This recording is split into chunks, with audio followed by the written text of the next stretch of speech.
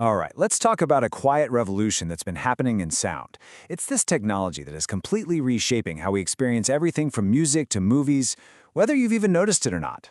It's called Dolby Atmos, and believe me, it's at the heart of a huge battle between incredible quality and just getting things done fast.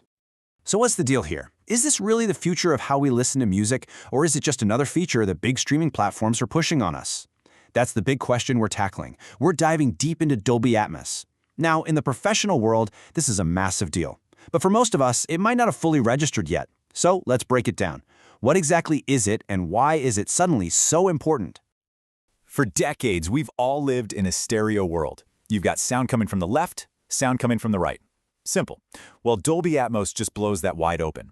Instead of channels, think of every single sound, a guitar, a vocal, a drum hit, as its own object that can be placed anywhere in this 3D bubble around you. We're talking above, behind, beside you, anywhere. It's the difference between listening to a recording and feeling like you are in the room where it was made. So, why is this tech suddenly everywhere in the music and film industry?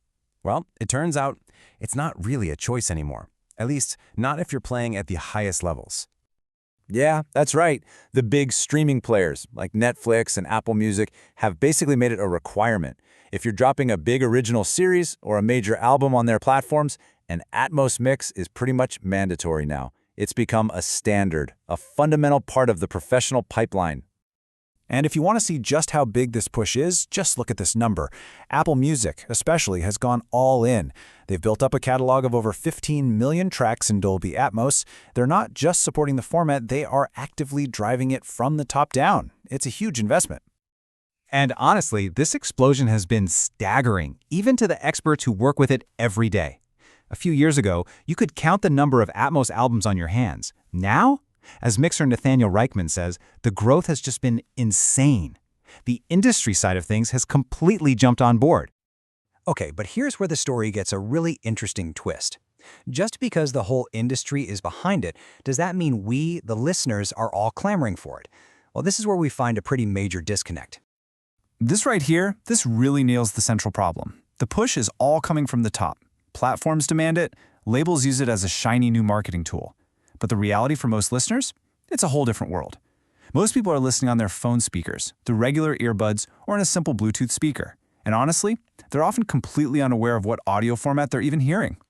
And that disconnect, it creates a huge risk. As mixing engineer Emre Ramazanoglu puts it, for a lot of the major labels, the Atmos mix isn't about art anymore. It's become an administrative annoyance. Just another box they have to check off as quickly and as cheaply as possible. And that is creating a massive quality problem.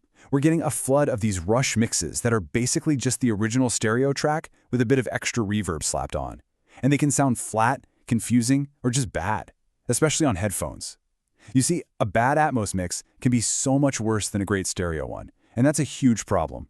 It risks turning people off the format before they ever hear how good it can be. But look, that's not the whole story. While some are just ticking boxes, there are creators and studios out there who are putting quality first, above everything else. And to see what that really looks like, we're going to head over to Tokyo for a case study that shows the true mind-blowing potential of this technology. This place is called Studio Vibes, and it wasn't just, updated for Atmos. It was built from the ground up specifically to create high-end, truly immersive audio that meets the absolute highest standards for platforms like Apple's spatial audio and Netflix.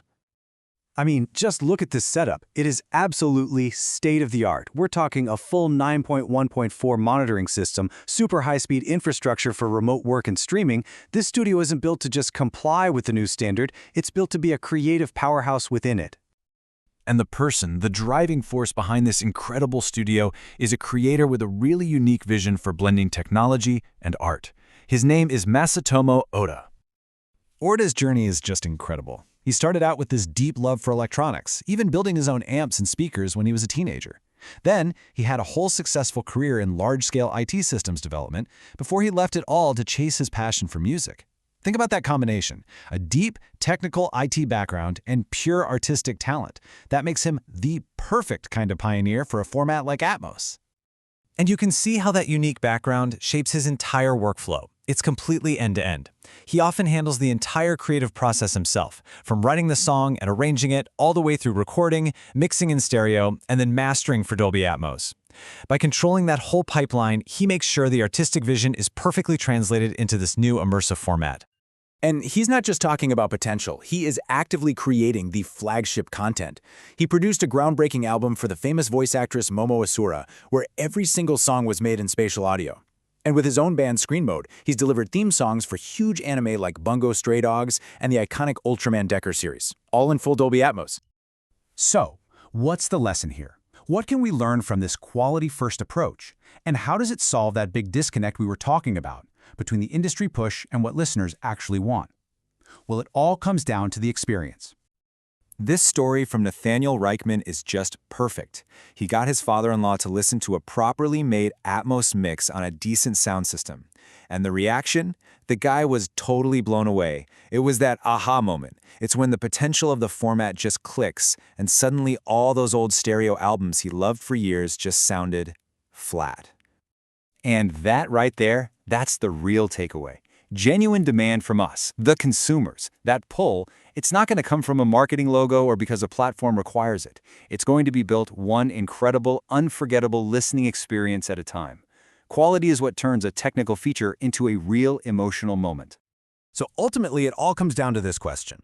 The future of Dolby Atmos in music really hangs in the balance. Will it be defined by the careful, passionate artistry of pioneers like Masatomo Ota, or will it just get watered down by rushed compliance and become another annoying box to check? The answer is going to shape everything we hear for years to come.